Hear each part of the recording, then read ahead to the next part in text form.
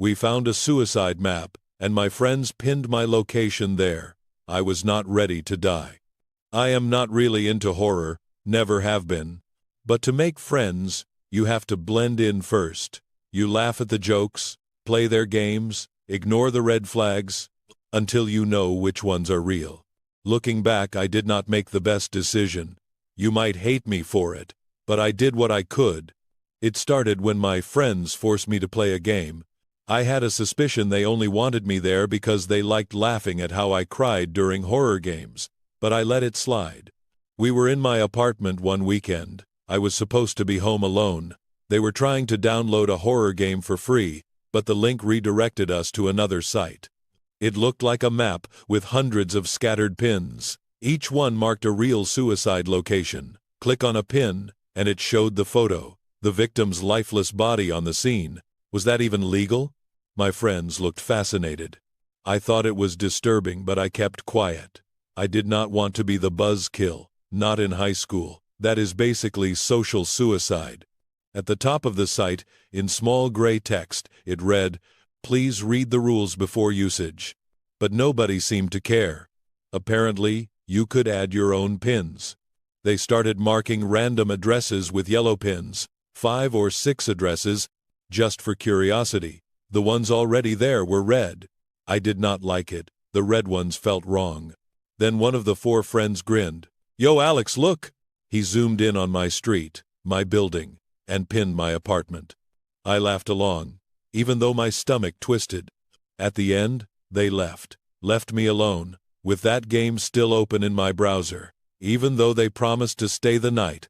That night, I went back to the site. I wanted to delete the pins, especially mine, but I could not. That is when I checked the rules. You may add and move pins.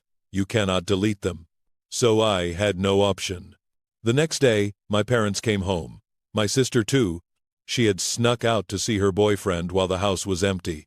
Everything felt normal again, like nothing ever happened. That night, I was watching television with my dad when a breaking news report came on. A suicide case of an entire family. The house on the screen looked familiar. Then the address appeared. I remembered where I saw it. I stood up quietly. Without making a commotion, I walked to my room, opened the site. Only a few yellow pins were left, and I found what I was looking for. My hands shook as I clicked.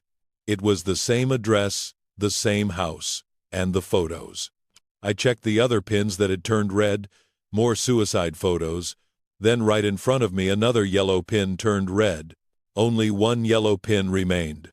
Mine. I froze, then clicked it. The image loaded slowly.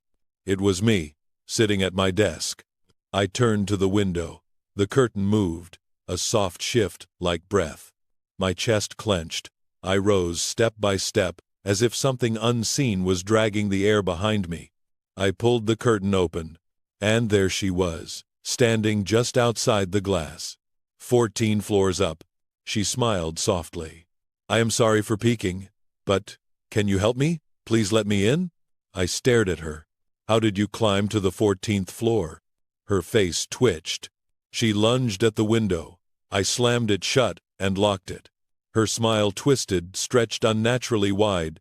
She began pounding on the glass, screaming, "You have to die. You have to die. You pinned the location. You have to die."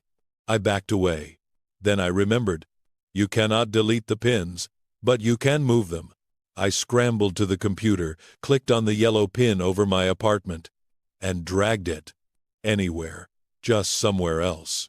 The banging stopped. I turned around. She was smiling, peaceful. Then she crawled down the building, disappearing.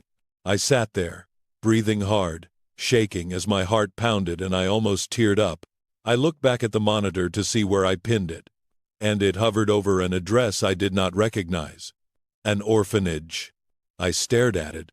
Then I moved it to the house of the friend who pinned me. The news showed another case a few days later. Another suicide. Another whole family. I did not want this to happen to anyone. I did not mean for anyone else to die. I started digging, looking for more information on the site. Most of it was garbage. But I found one line that stuck. When a specific address is pinned, all current residents will die. It will be ruled as suicide. This is not a game. It is murder. Paranormal murder. I cannot forgive myself, even if I did it to live, to save my family. And I still go back to the site, just to make sure no one ever moves a pin back to me.